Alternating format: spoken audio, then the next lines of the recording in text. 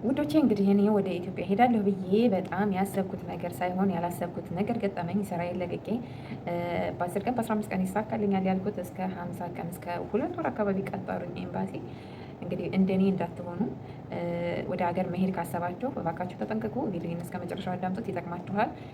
እኔ እንግዲህ ስራዬን ለቅቄ ሁለተኛ ስራ እስከመፈለግ ደረጃ ደርሼ ሁለተኛ ስራ ሌላ ስራ ገብቼ ምናምን በጣም ብዙ ታሪክ ተፈጥሯልና እነግራችኋለሁ ምን ማድረግ እንዳለባቸው። ኤምባሲ ስትሄዱ በተለይ ልጅ ይዛችሁ ወደ ኢትዮጵያ የምትሄዱ እህቶቼ እና እንዲሁም ደግሞ እንደውም ልጅ ይዞ መግባት እንደሚሻል እንደዚህ ብቻችሁን ፓስፖርት እያላችሁ ራሱ በጣም ብዙ እንደሚያቆይ በጣም ብዙ ነገር እነግራችኋለሁ። እኔ ያሰብኩት ሌላ የሆነው ሌላ ሆኖ ስላገኘሁት እንግዲህ እንደኔ እንዳትሆኑ ስራችሁን ሳትለቁ በዛው ስራ ቦታ እንዳላችሁ ምን ማድረግ እንዳለባችሁ እነግራችኋለሁኝ። ቪዲዮን እስከ መጨረሻው አዳምጡት። ምን እንዳጋጠመ እንግዲህ በግልጽ እነግራችኋለሁ። ሰላሙ አለይኩም ወራህመቱላሂ ወበረካቱ። ውድ ሀገሬ ልጆች ሰላም ብያለሁኝ። ሰላማችሁ ይብዛ። እንግዲህ ከዩቲዩብ ከጠፋሁኝ ወር ሊሆነኝ ነው።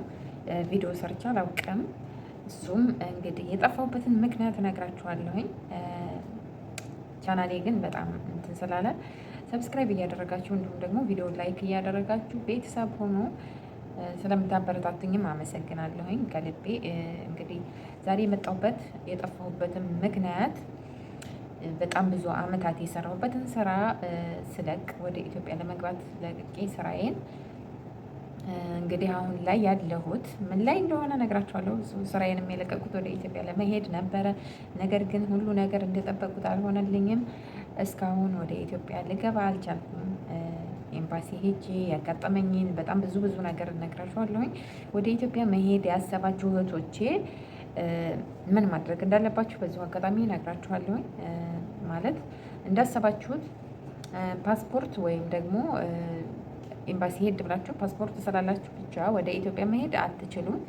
እኔ እንግዲህ የማስበው በፊት ላይ አንድ ሰው ፓስፖርት ካለው ኤምባሲ ሄዶ ሊስ ኤምባሲ አውጥቶ ወደ ኢትዮጵያ በትንሽ ቀናቶች እንደሚሄድ ነበር ማውቀው። አሁን ላይ ግን ጭራሽ እንደዚህ አይነት ነገር የለም። እንግዲህ እኔ ስራ በጣም ብዙ አመታት የሰራሁበትን ስራ ልሄድ ነው ወደ ኢትዮጵያ ብዬ ስራዬን ለቅቄ ወደ ኤምባሲ ሄድኩኝ ማለት ነው። እኔ ያው ስራዬን የለቀቁበት ምክንያት አንደኛ ገጠር ነው፣ ስራ ቦታ ገጠር ስለሆነ እንግዲህ ቆንጽላ ጽሕፈት ቤቱ ደግሞ ጅዳ ነው የሚገኘው ከተማ ስለሆነ ከገጠር ከተማ እያመላለሰኝ እኔን እንትን የሚል ሰው ስለሌለ ግዴታ ስራዬን መልቀቅ ነበረብኝና ለኤምባሲ ለመሄድ ስራዬን ለቅቄ ከዛ አሰነባበቱኝ ሰዎቹ። እንግዲህ ስራ ለቅቄ ከመጣሁ በኋላ ኤምባሲ ሲሄድ እንደጠበቅኩት በሳምንት ወይም በ15 ቀን ወደ ኢትዮጵያ መሄድ አልቻልኩም። ያም ደግሞ አሁን ህጉ ተቀይሮ ነው መሰለኝ ለ2 ወር ልጅም ያላቸው ልጅ ማለት ህፃን ልጅ ይዘው ወደ ኢትዮጵያ የሚሄዱ ልጅም የማይዝ ልጅ የሌለው ልክ እንደዛው እኩል ነው ማለት ነው። በጣም ይቆያል። እንደውም ህፃን ልጅ የያዙትን ቶሎ ይልካሉ።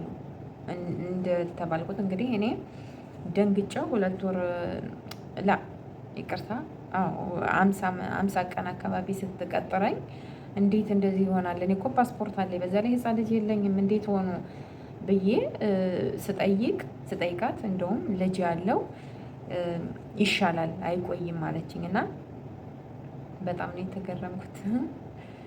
በጣም ማለት እኔ እንደዛ አልጠበቅኩም ነበርና ደንግጬ እንደውም አሁንም መልሳ እንድታስረዳ ጠየቅኩኝ። አሁንም መልሳ አስረዳችኝ። ግን በጭራሽ 50 ቀን አካባቢ ሊሆን አይችልም በማለት ሌላም ሰው ጠየቁኝ። እንደዛው ነው ቀኑን ምናምን። በነገራችን ላይ ፓስፖርታችሁ ጋር አያይዘው ይጽፉላችኋል ስንተኛ ወር እንደሆነ ምናምን። 6ኛ ወር ላይ ነው የኔ ጁን 6ኛ ወር ላይ ነው የተቀጠርኩት እና በጣም ተገረምኩ።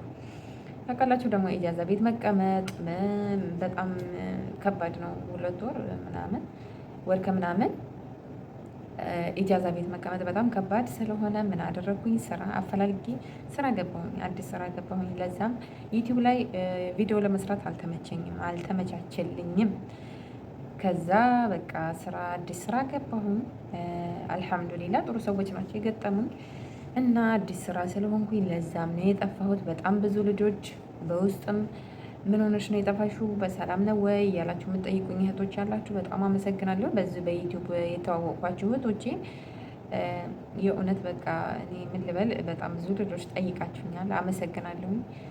እና በዚህ ምክንያት ነው አሁን ያለው ስራ ቦታ ነው። ወር ከምናምን ስለተቀጠርኩኝ ኢጃዛ ቤት ይሄን ሁሉ ቀናት መቀመጥ ስላልቻልኩኝ ያው ሁሉም ወደ ስራ ነው የሚሄደው። ብቻችሁን ኢጃዛ ቤት መቀመጥ በጣም እንትን የሚለው። እኔ ደግሞ ወደ ኢትዮጵያ የሚሄድ ሰው ነኝ። እረፍት ገና ይጠብቀኛል። ስለዚህ ስራ መግባት አለብኝ ብዬ የሁላችሁ ስራ ቦታ ነኝ ማለት ነው። እና ምን ለማለት ፈልጌ ነው፣ ወደ ኢትዮጵያ መሄድ ያሰባችሁ እህቶቼ ቀደም ብላችሁ በመሄድ 2 ወር አካባቢ ስለሚቀጥሯችሁ ስራ ቦታችሁ እንዳላችሁ ኤምባሲ ሄዳችሁ ተመዝግባችሁ ከዛ ቀኑን ብትጠብቁ በጣም አሪፍ ነው ለማለት ያክል ነው። እንግዲህ ይጠቅማችኋል ብዬ አስባለሁኝ። እኔ ግን የገጠመኝ ይሄ ነው። በጣም ነው የደነገጥኩት። ማለት በፊት ቀናት እንትን ጓደኞቼ ሲሄዱ ምናምን ሳይ ለ15 ቀን ምናምን እንደዛ አለ አይደል፣ ለ10 ቀን ምናምን ነበር የሚቀጥሯቸው ፓስፖርት ካላቸው። እንዲሁም ደግሞ ሕፃን ልጅ የማይይዙ ከሆነ ያው የሰው ልጅ ምናምን ይዘው የሚገቡ ስላሉ በዛ ምክንያት እንግዲህ እያቆያሉ ተብሎ ነው። አብዛኛውን ልጅ ይዘው የማይገቡ ልጆች ይቆያል በማለት ነው። እና ግን እንደውም የሚቆየው ብቻቸውን ስትገቡ ነው። እና ልጅ እያያዛችሁ ግቡ ላለሁኝ ጓደኛ ልጅ ምናምን እንትን ካላችሁ ይዛችሁ መሄድ ትችላላችሁ። ያው ብዙ ጥያቄ የሚጠይቁት አለ። ያንን ጥያቄውን ካሟላችሁ ማለት ነው። እና ሌላው ደግሞ ምንድን ነው ኤምባሲ ስትሄዱ እንግዲህ እንደ በፊቱ ስልካችሁን ይዛችሁ መግባት ምናምን አይቻልም። ስልካችሁን በር ላይ ነው የሚቀበሏችሁ። በዛ ላይ ደግሞ እዛ ውስጥ በቃ ብዙ ሰዓት ልትቆዩ ትችላላችሁ። በጣም ነው የሚደብረው፣ ግን ምንም ማለት አይደለም።